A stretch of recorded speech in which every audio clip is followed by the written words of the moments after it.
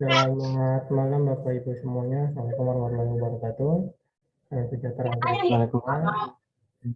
Kali ini kelompok 1 akan mempresentasikan tentang mata kuliah studi kelayakan bisnis yang berisi tentang overview pada studi kelayakan bisnis Mamica Kitchen Homemade yang disusun oleh saya sendiri Ali Baik, kemudian rekan saya Deden Hilman Abdurrahman, Fahira Yolanda, Fitri Gita Silviani, Raju Mardies, dan Muhammad Prima Irwansyah. Dan yang terhormat kepada dosen kami, Bapak Dr. Yusuf Supriyadesa, MM.Hukum, yang akan menilai review pada uji kelayakan pada studi bisnis Mamica Kitchen Homemade. Oke. Latar belakang pada bisnis ini adalah satu, berkembangnya teknologi dan informasi yang semakin canggih membuat orang dapat mudah berpikir dan memilih dalam hal membeli makanan. Kemudian kami memilih membuat bisnis pastry produk itu karena memiliki rasa yang enak dan dalam harga yang cukup murah serta aman untuk dikonsumsi. Alasan kami memilih bisnis ini karena dilihat dari segi pangsa pasar dan permintaannya, pastry sangat cukup banyak untuk diminati. Sedangkan produk pastry ini memiliki beraneka ragam dengan varian rasa yang bermacam-macam, sehingga konsumen dapat memilih rasa yang sesuai dengan kebutuhan mereka. Sehingga pada studi kelayakan kami adalah proposal usaha pastry Mamica Kitchen Homemade ini terdiri dari fenomena di atas, sehingga sangat cocok dan potensial bisa menjadikan sebuah usaha yang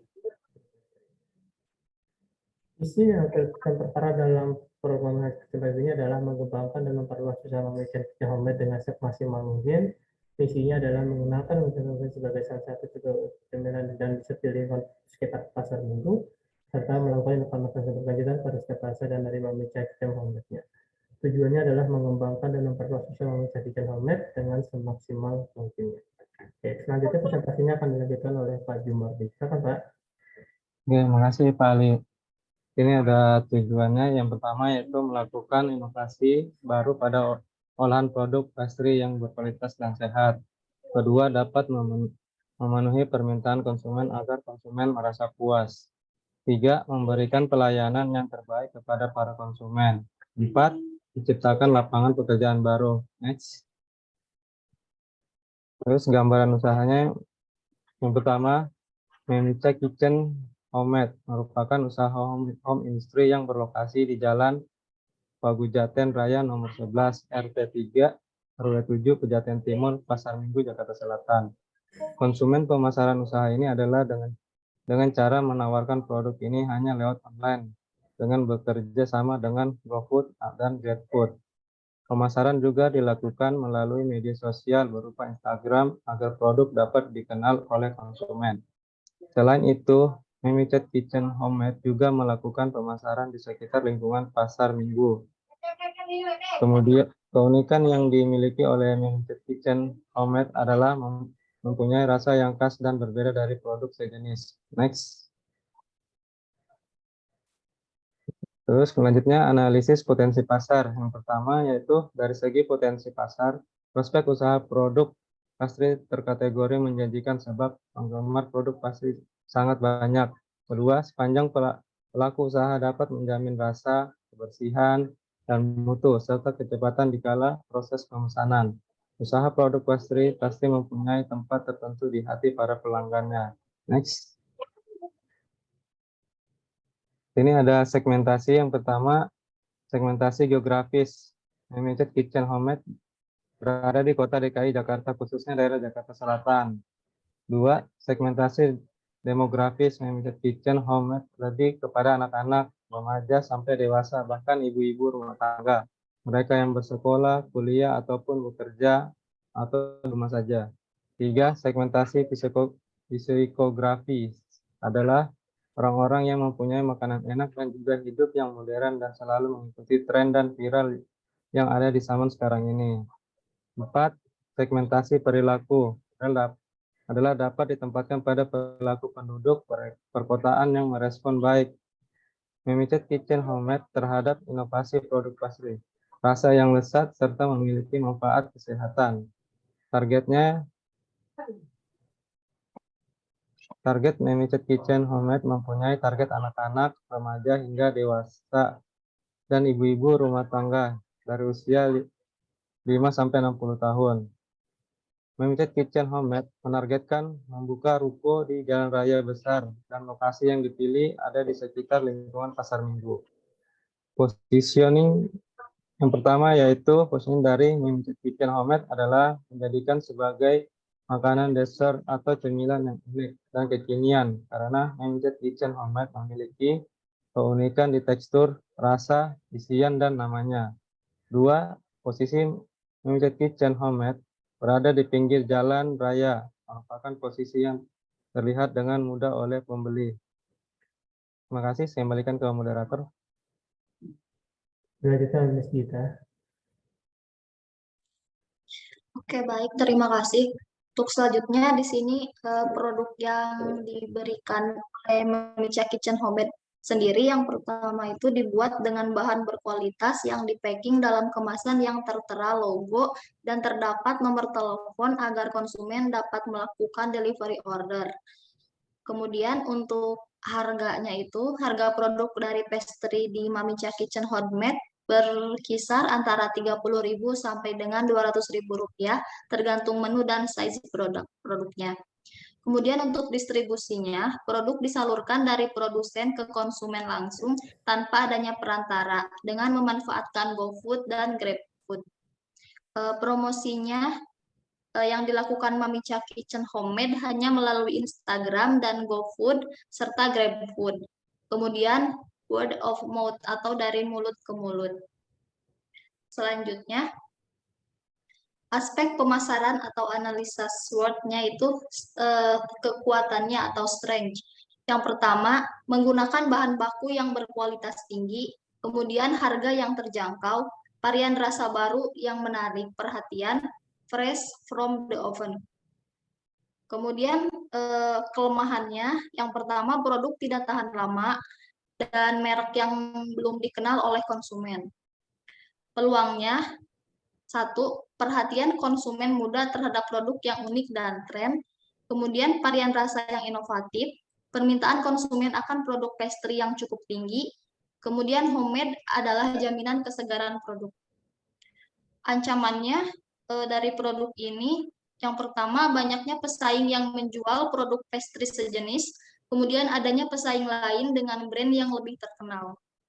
Selanjutnya, aspek teknis dan teknologi, analisa lokasi usaha. Yang pertama, dalam bisnis ini, lokasi usaha berada di pasar minggu. Lokasi ini sangat strategis karena berada pada pusat keramaian dan pusat penduduk, sehingga keberadaan usaha tersebut mudah dikenal konsumen maupun distributor. Untuk analisis layout usahanya, yang pertama, penentuan tata ruang usaha Mimica Kitchen Homemade, yaitu berbentuk unik dan elegan. Kemudian bagian depannya tempat penjualan produk pastry tersebut, sedangkan bagian belakang tempat proses produksinya. Analisis proses produksinya. Proses produksi pembuatan produk pastry merupakan rahasia dari perusahaan. Oke, selanjutnya Miss Fahira. Ya. Maaf, tadi sampai slide berapa ya? Slide 11. 15. 15. 11 sampai 15 ya? Ya. Ya. Selanjutnya yaitu analisis bahan baku dan bahan pendukungnya. Adapun daftar bahan baku dan bahan pendukung lainnya merupakan rahasia dari perusahaan. Analisis tenaga produksi. Pada awal-awal produksi, proses produksi Mimica Kitchen Homemade tidak memerlukan karyawan karena dilakukan oleh pemiliknya sendiri. Analisis kesiapan teknologi. Teknologi yang digunakan dalam aktivitas produksi yaitu teknologi yang masih cukup sederhana. Mimica Kitchen Homemade menyiapkan mesin dan peralatan untuk pemakaian 5 tahun ke depan. Di bab 5 ada aspek manajemen, yaitu analisis penjadwalan usaha dan analisis struktur organisasi. Analisis penjadwalan usaha, perusahaan ini beroperasi setiap hari dan libur pada hari Minggu serta pada hari-hari libur nasional lainnya. Sedangkan jam kerja yaitu dimulai dari pukul 8 sampai pukul 9 malam. Analisis struktur organisasi. Ini merupakan struktur organisasi yang direncanakan oleh Puvin Lava, di mana nama usahanya yaitu Mimica Kitchen Homemade, jenis usahanya merupakan produk pastry, alamat usahanya di Jalan Pagujaten Raya nomor 11, Pejaten Timur, Pasar Minggu, Jakarta Selatan. Nama pemiliknya yaitu Rizky Hamisani. Dan status pemilik di usaha yaitu pemilik usaha. Analisis perizinan. Di sini ada SITU, ada SIUP, dan proses perizinan sedang dalam pengurusan oleh pemilik. Adapun analisis inventaris kantor dan suplai kantor. Yang pertama inventaris kantor, Mamicha Kitchen Homemade berupa komputer dan printer. Sedangkan suplai kantornya yaitu yang digunakan untuk menunjang kegiatan Mamicha Kitchen Homemade seperti pulpen atau pensil, kertas, dan stempel. Selanjutnya oleh Pak Jumardi. Ya, sorry. Terima kasih, Pak Ali. Ini ada aspek sumber daya manusia, yaitu pertama analisis kebutuhan kerja. Yang pertama, bisnis makanan ringan Mamicha Kitchen Homemade ini membutuhkan tenaga kerja dalam bidang produksi, bidang pemasaran, dan manajemen. Dari semua bidang makanan dapat diperkirakan membutuhkan sekitar 3 karyawan. Ini ada analisis kemampuan memenuhi kebutuhan tenaga kerja. Yang pertama, berhubungan dengan analisis kebutuhan kerja yang hanya membutuhkan karyawan di tiga karyawan. Kedua, rencana struktur organisasi. Di sini dapat kita lihat bagian struktur organisasinya. Yang pertama itu ada manajer atau ownernya. Di bawah dari manajer dan owner itu ada bidang produksi, bidang pemasaran, dan bidang manajemen. Next. Nah, sedangkan sini ada job deskripsi. Yang pertama, manajer atau owner itu mengatur dan mengawasi jalannya organisasi dan menjaga hubungan baik antar karyawan. Terus kedua, bidang produksi yaitu tugasnya adalah pada karyawan 1.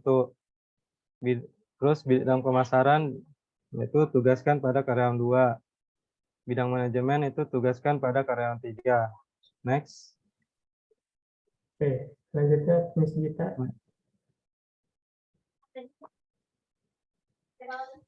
Baik, untuk selanjutnya yaitu aspek finansial. Analisis sumber pendanaan yang pertama modal awal Mamicha Kitchen Homemade diperkirakan sebesar 7 juta rupiah. Kemudian modal tersebut didapatkan dari modal pribadi pemilik usaha. Rencana kebutuhan modal investasi. Untuk kebutuhan modal investasi usaha Mamicha Kitchen Homemade memerlukan modal investasi yaitu sebesar 4 juta rupiah.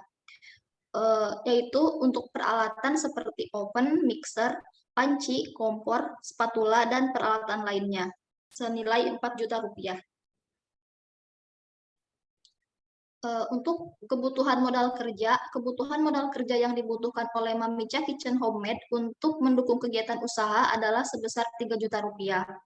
Keterangannya di sini bahan baku produksi dan bahan pendukung produksi senilai 2 juta rupiah. Kemudian biaya operasional seperti listrik, air, dan transport dengan nilai Rp800.000. Kemudian biaya peralatan kantor seperti kertas, pulpen, dan stempel itu seharga Rp200.000.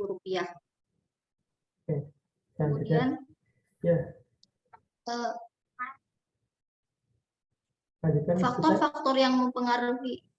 faktor-faktor yang mempengaruhi usulan bisnis itu yang pertama ada faktor internal dan ada faktor eksternal. Faktor internal itu sendiri diantaranya yang pertama ingin mencari uang tambahan untuk memenuhi kebutuhan hidup, kemudian memanfaatkan keahlian buat pastry, kemudian memiliki waktu luang yang banyak, memberdayakan anggota keluarga, dan flexibility. Untuk faktor eksternalnya itu sendiri, di sini ada lokasi yang padat penduduk, kemudian berdekatan dengan apartemen, belum banyak pesaing pastry di sekitar, kemudian banyak tenaga yang bisa dimanfaatkan dengan membuka lapangan kerja, kemudian sumber bahan baku dekat pasar. selanjutnya oleh Miss Fahira. Di sini ada kesimpulan. Yang pertama aspek pasar, menjadi keunggulan dari bisnis yang direncanakan. Yang kedua, aspek pemasaran, baik dengan perlu usaha yang maksimal untuk memenangkan pasar. Yang ketiga, aspek teknis dan teknologinya, yaitu perlu adanya peningkatan implementasi teknologi ke depannya sehingga bisa memproduksi skala besar. Dari aspek manajemen, standar saja dan perlu pengembangan lagi. Dari aspek sumber daya manusia, sudah cukup terkait SDM. Yang terakhir yaitu aspek finansial, sangat bagus dengan memanfaatkan peralatan yang second namun berkualitas. Untuk outcome-nya ada umum dan khusus. Industri pastry adalah salah satu industri F&B yang tidak akan ada surut atau matinya selama manusia masih membutuhkan makanan atau minuman. Persaingan itu akan dimenangkan oleh produk yang unggul di segala aspek dan selalu ada di hati pelanggannya. Secara khusus, Mamicha Kitchen Homemade perlu meningkatkan strategi marketing yang trendy di zaman now untuk bisa mendapatkan produk kita dikenal secara luas.